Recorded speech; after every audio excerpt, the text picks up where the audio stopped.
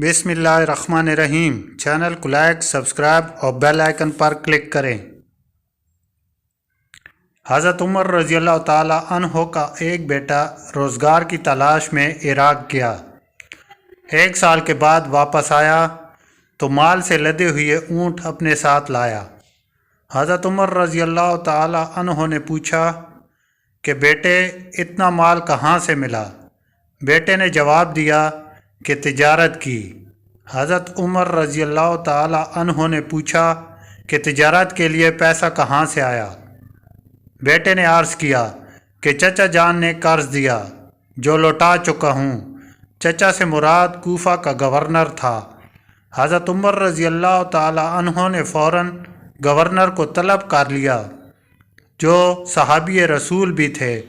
इनसे हज़रत उमर रज़ियल्लाहु ताला अन्हो ने पूछा कि क्या वहाँ बैतुल माल में इतनी दौलत आ गई है कि हर शहरी को कर्ज दे सकते हो?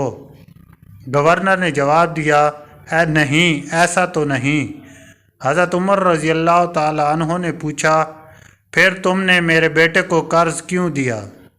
इसलिए ना कि वो मेरा बेटा है। मैं तुम्हें माजूल करता हूँ क्योंकि तुम ईमानदारी के अहल नहीं हो। फिर हज़रत उमर रज़ियल्लाहु ताला अन्हो ने अपने बेटे को हुक्म दिया कि सारा माल बैतुल माल में जमा कर दो, इस पर तुम्हारा कोई हक नहीं। सुबहान अल्लाह, बहुत खूबसूरत दौर था हज़रत उमर रज़ियल्लाहु ताला अन्हो का।